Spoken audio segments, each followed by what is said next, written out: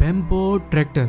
शादर नगर नाम के एक गांव में सुमेश नाम का एक बूढ़ा व्यक्ति अपने बेटे चालाक बाबू के साथ रहता था। सुमेश के पास एक बहुत ही पुराना ट्रैक्टर था। एक दिन सुमेश का बेटा चालाक बाबू, क्या पिताजी अब इस घटिया ट्रैक्टर को बेच दो ना, वैसे भी ये अब किसी काम का नहीं है। बेटा, ये मेरे पिताजी की निशानी है, इससे तुम अभी भी लाभ उठा सकते हो।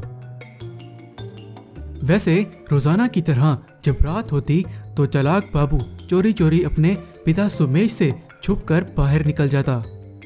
वैसे चालाक बाबू ने अपने पिता से छुपकर रात में कुछ आवारा लड़कों के साथ बेट लगाया करता था और ऐसे ही चालाक बाबू के पास बेट से जीते हुए महंगी महंगी बाइक्स भी थीं।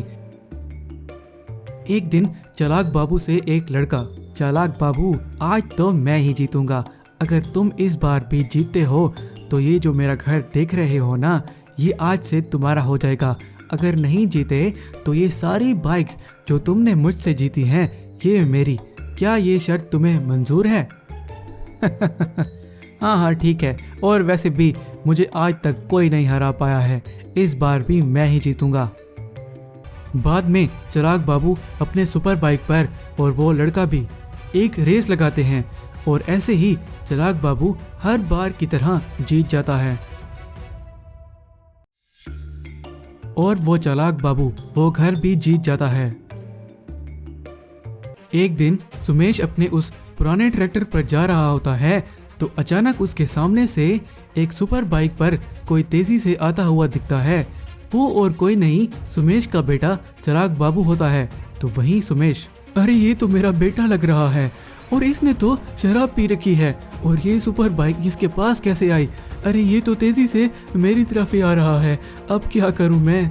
सुमेश अपने बेटे चालाक बाबू को बचाने के लिए अपनी जान को खतरे में डालकर जल्दी से ट्रैक्टर को दूसरी साइड पर कर लेता है। सुमेश का ट्रैक्टर पुराना होने के कारण उसके ब्रेक्स फेल हो जाती हैं और सुमेश से कंट्रोल नहीं हो रहा था और वहीं सीधा एक पेड़ में जा लगा। अपने बेटे चालाक बाबू को बचाने के चक्कर में सुमेश बहुत जख्मी हो गया था। बाद में वहां पर बहुत सारे लोग जमा हो गए थे। वैसे बाद में एक मनीष नाम का लड़का सुमेश को उसके घर लेकर आया और उसकी मरहम पट्टी की और वो वहां से चला गया।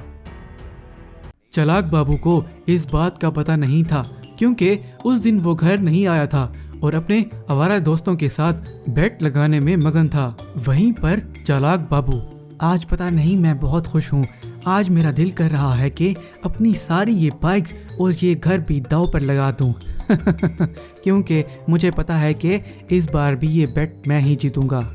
चालाक बाबू, आज तुम जितनी भी कोशिश कर लो मुझसे नहीं जीत पाओगे। तो रोजाना की तरह रात में वो रेस शुरू होती है। बाद में वो आदमी चालाक बाबू को अपनी गाड़ी से बहुत जोर से टक्कर मारता है और चालाक बाबू वहीं पर गिर जाता है और वो आदमी वो रेस जीत जाता है। वो रेस हारने के बाद चालाक बाबू, ये रेस तुमने चीटिंग करके जीती है, मैं तुम्हें कुछ भी नहीं दूंगा। ओए चालाक बाबू, ये कोई चीटिंग वीटिंग नहीं है, मैं अब इस रेस को जीत गया हूँ, ये बाइक्स और ये घर अब मेरा है, चुपचाप यहाँ से निकलते बनो। चालाक बाबू उदास होकर अपने घर आ जाता है। जब सुबह होती है तो वो अपने पिता को देखकर, पिताजी आपकी ये हालत कैसे हुई और हमारा वो पुराना ट्रैक्टर कहाँ है? वहीं पर वो मनीष भी आ जाता है। दादाजी अब आप कैसे हैं? अब मैं ठीक हूँ।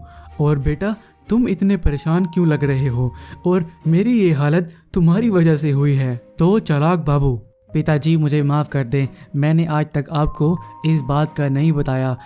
मैं रोज़ाना रात में छुप कर चला जाता था और कुछ आवारा लड़कों के साथ बेट लगाता था और हर बार मैं ही जीतता था, लेकिन लालच में आकर जो भी मैंने जीता था वो सब हार गया।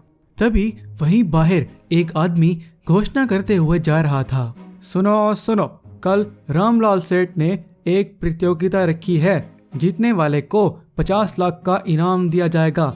जिसने भी प्रतियोगिता में भाग लेना हो वो कल आ जाए। ये सुनकर चालाक बाबू खुशी से, मैं इस प्रतियोगिता में भाग लूंगा और ज़रूर जीतूंगा, लेकिन मेरे पास तो कुछ भी नहीं है, मैं अब कैसे जीतूंगा। वहीं वो मनीष, अरे यार तुम चिंता मत करो, मैं एक मैकेनिक हूँ, मेरे पास एक आइडिया है, मैं उसी पुराने ट्रैक्टर को एक बैम्बू ट्रैक्टर में बदल दूंगा, ऐसे ही वो बहुत हल्का हो जाएगा और तुम जीत जाओगे। बाद में प्रतियोगिता शुरू होती है और सारे लोग उस बैम्बू ट्रैक्टर को देखकर हंसने लगते हैं। वहीं पर एक व्यक्ति, हाँ ये बैम्बू ट्रैक्टर कभी भी नहीं जीत पाएगा, देखना। और ऐसे ही चालाक बाबू वो रेस जीत जाता है और 50 लाख का इनाम उसे मिल जाता है।